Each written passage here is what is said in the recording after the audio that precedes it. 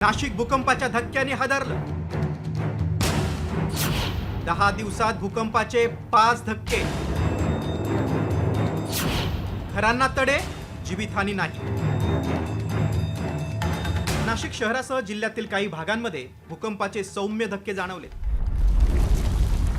गेले काही दिवस ग्रामीण भागात भूकंपाचे धक्के जाणवले असताना आता शहरी भागातही धक्के जाणू लागल्यानं नागरिकांमध्ये भीतीचं वातावरण निर्माण झालंय। नाशिक जिल्ह्यात शनिवारी रात्री 10 वाजण्याच्या सुमारास 4.3 रिश्टर स्केलचा भूकंप झाला।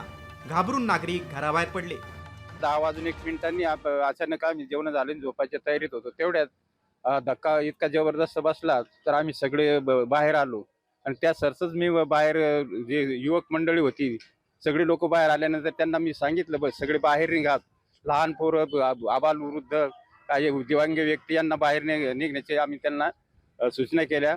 अचानक ढगांचा गडगडाट कसा होता अशा पद्धतीने आवाज झाला आणि जमिनीत खालून काहीतरी सरकल्यासारखं जाणवलं आणि आवाज मोठा झाल्यानंतर आम्हाला कळलं का भूकंपाचा धक्का आहे तो। कारण जुलै एंडपासून असे धक्के या परिसरात बसू राहिलेत आणि हा सर्वात मोठा धक्का होता।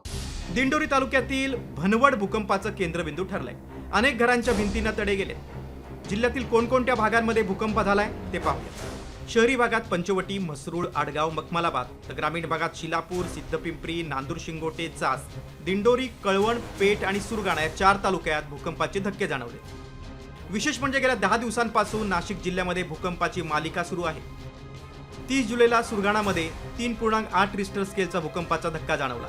त्यानंतर 31 जुलैला दिंडोरीत, त्यानंतर 5 ऑगस्टला त्र्यंबकेश्वर, 6 ऑगस्टला सुरगाणा आणि 2 दिवसानंतर पुन्हा एकदा 8 ऑगस्टला सुरगाणात भूकंप झाला।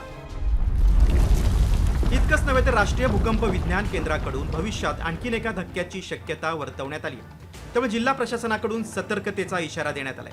जिल्ह्यात अनेक भागांमध्ये वारंवार भूकंपाचे धक्के का जाणवत आहेत असा प्रश्न नाशिककरांना पडलाय।